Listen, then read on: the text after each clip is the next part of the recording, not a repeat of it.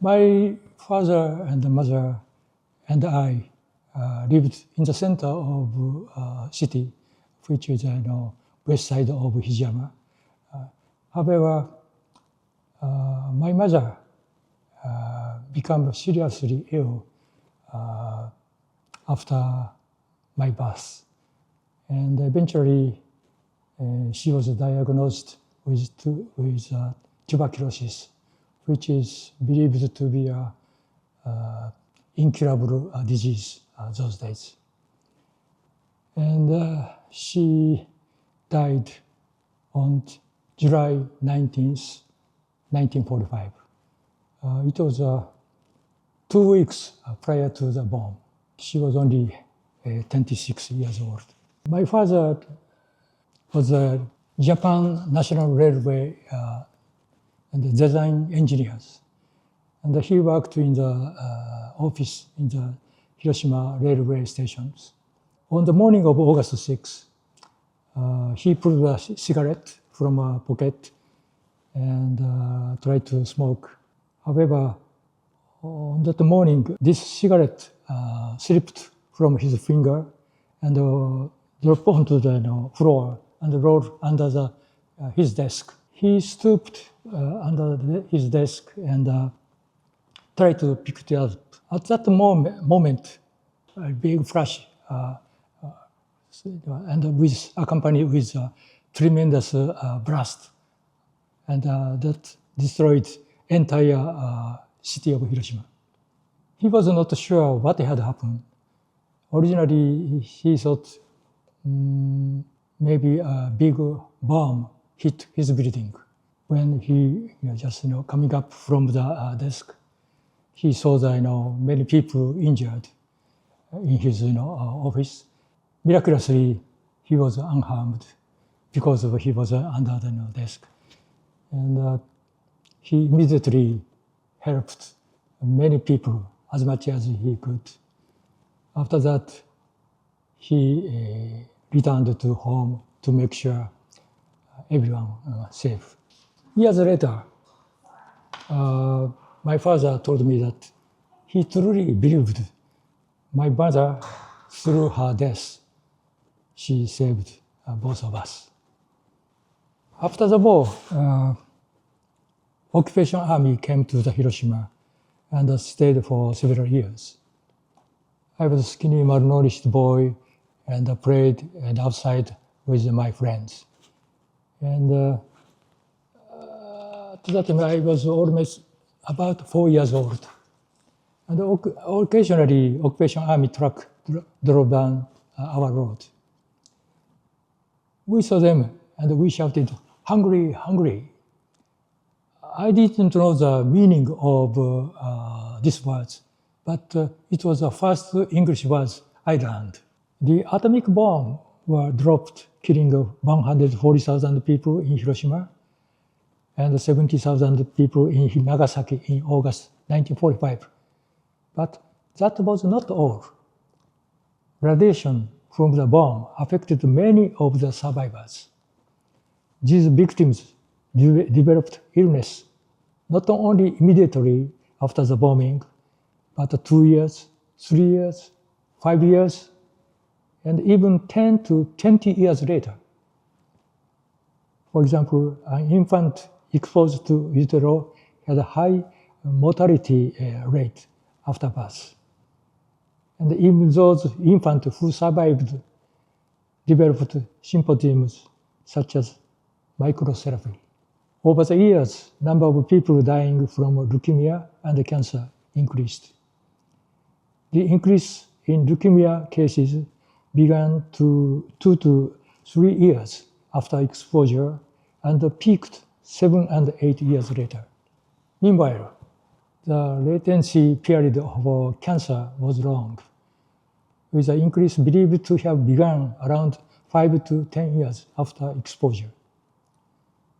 The atomic bomb not only inflicted great damage on the people and the property, but also disrupted people's social lives. Its destructive power took away parents, siblings, relatives, and acquaintances from families, instantly wiping out all facilities and various social functions. It was something that people had never experienced before, and it brought countless hardships that are difficult to put into words into the lives of those who survived. When I was a fifth grade at the elementary school, my school teacher told us about a girl who suffered from the atomic blast. She was holding paper cranes in a hospital in Hiroshima. There is a Japanese belief that anyone who holds 1,000 cranes would be granted a wish. In order to encourage her, my school teacher asked us to hold paper cranes and send them to her school. We held as much as could and sent them to her school in Hiroshima. I believe many students in Hiroshima were making a similar effort. Her name was Sadako Sasaki, but I didn't know her name at that time. Sadako was born in 1943. She would have been the same age as me. I'm now turned to 82, so she would be 82. She also lived with a parent in the city of Hiroshima. At the time of the explosion, Sadako was at home about 1 mile from ground zero. She lost her grandmother, but her other family members survived. In 1949, she started elementary school. She was always the fastest runner in her class. However, when she was in the 5th grade, chickenpox developed on her legs, and her parents took her to the doctor's office. Then she was diagnosed with leukemia and hospitalized. She started holding paper cranes to make 1,000 cranes to be granted a wish. Her friends in her school also started to make cranes, and this effort started throughout the Hiroshima prefectures. At that time, I also holded paper cranes and sent them to her school. Unfortunately, her condition progressively worsened, and she died on the morning of October 25, 1955. She was only 12 years old. Many school children, the same age as Sadako, worried that they might become sick and die like her. I'm a board member of a Japanese Friendship Garden in Balboa Park. Every summer, we hold a summer camp for children for grade 1 through grade 8. They learn and experience many Japanese cultures. I asked the children in my class, in order to create a peaceful world, make friendship from around the world.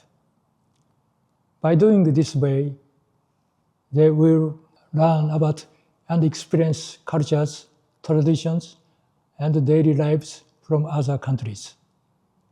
As making these efforts, they will further grow a mind and heart that will respect others, learn to cooperate with one another, and develop forgiveness and empathy. As the children keep these feelings as they grow up, I hope these endeavors will lead towards a peaceful world when they become future leaders. Even if there are different opinions, if you continue to listen to each other sincerely and express your opinion sincerely, I believe you will be able to find mutual solutions. Listen with all of your heart. Speak with all of your heart. This is the most important thing in the communication. Remembering the past is committing ourselves to the future. We can't change the past, but we can change our future. Let's work together towards a peaceful world. I'm certain you will do it. I'm relying on you. Thank you.